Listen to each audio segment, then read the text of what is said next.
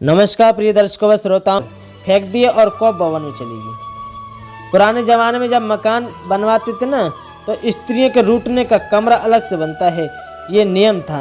उस कमरे के द्वार पर लिखा रहता था कौप भवन। यदि उसमें चली जाओ तो समझ लो वो रूठ गई।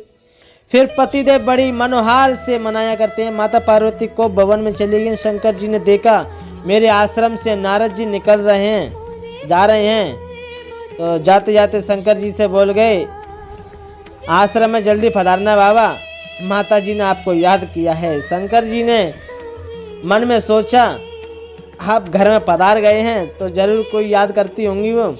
जहाँ आपके चरण पड़े वहाँ तो कल्याण ही होगा।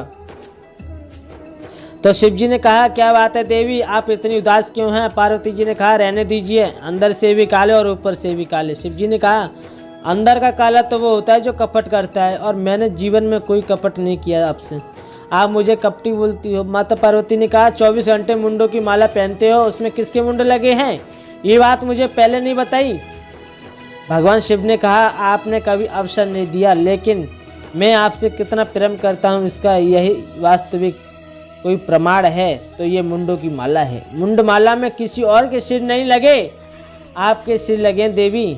वैसे तो आप पराम्बा जगदम्बा हैं, लेकिन लीला की सिद्धि के लिए जब जब अपने जीवन में तुम परिवर्तन लाती हो, चरित्र में परिवर्तन लाती हो, तुम्हारी याद मुझे बनी रहे, इसके लिए तुम्हारे ही सिर अपनी माला में पिरो लेता हूँ।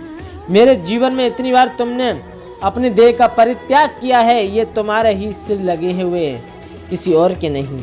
हम तो मरने के बाद भी तुम्हारे सिर को माला में लटकाए हुए घूमते हैं। तुम कहती हो हम कपटी हैं। तो माता पार्वती बोली, ए भगवान, आप तो महाकपटी निकले। शिव जी बोले, वो कैसे? ऐसी कौन सी दवाई है जो तुम कभी मरते नहीं, मुझे बार बार मरना पड़ता है? वास्तव में प्रेम करते होते तो वो औषधि मुझे भी पिलाते, जिसे पीने से मैं अमर हो जाती। भगवान शंकर गंभीर हो गए, उनके नेत्र सजल हो गए और परम्बा पार्वती से बोले, देवी, मैंने एक अद्भुत अमृत का पान किया है, अद्भुत कथा अमृत का पान किया है।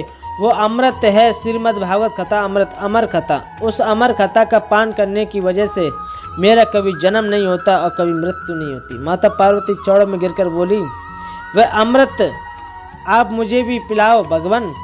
भगवान शिव ने कहा कि भागवत की कथा सुनने के 3 विधान हैं।